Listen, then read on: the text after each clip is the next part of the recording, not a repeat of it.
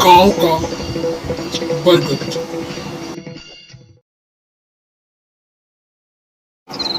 भारत के गांवों में आज भी कुछ ऐसे रास्ते हैं जहां सूरज ढलने के बाद सन्नाटा नहीं बल्कि खौफ पसर जाता है। झारखंड के बेगुनिया गांव के लोग जानते हैं कि गांव के बाहर लगे पुराने पेड़ों के पास से पैदल गुजरना अपनी मौत को दावत देना है। आज की कहानी इसी जमीनी हकीकत पर आधारित है।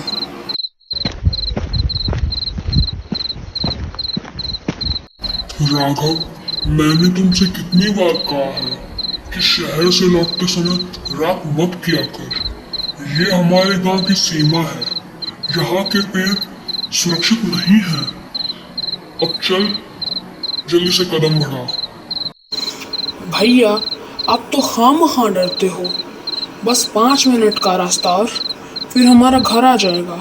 वैसे भी कोई भूत वूत नहीं है यहाँ।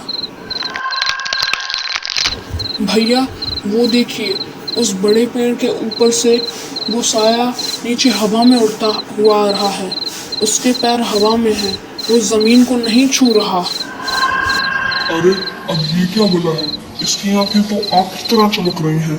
अगर उसने मुझे खा लिया तो मेरी पत्नी को उसके मायके कौन छोड़ने जाएगा?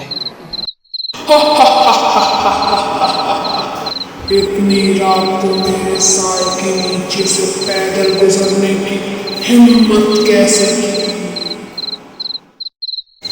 जो भी इस रास्ते पर आता है वो यहीं का होकर रह जाता है। भैया, भैया, बचाओ, बचाओ, मेरा दम घुट रहा है। कोई अदृश्य हाथ मेरा गला दबा रहा है। अरे यार, मैं खुद हवा में लटका हुआ हूँ। मेरे पैर जमीन को नहीं छू पा रहे।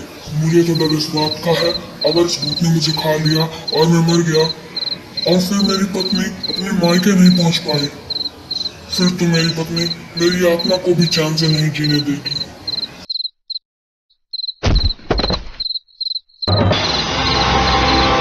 वो पेड़ की तरफ वापस गायब हो गया। राघव, अगर तुझे तेरी जान प्यारी है ना, तो बिना पीछे देखे गांव की तरफ भाग।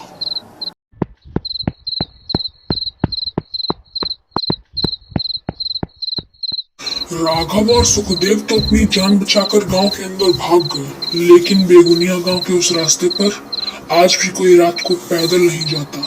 लोग कहते हैं कि वह उड़ता हुआ साया आज भी उस पुराने पेड़ पर बैठा किसी नए मुसाफिर का इंतजार कर रहा है। आप बताइए, क्या आप रात के समय उस पुराने बरगद के पेड़ के पास जाना चाहेंगे? अपना हाँ या ना कमेंट्स में जरूर देके जाना। धन्यवाद।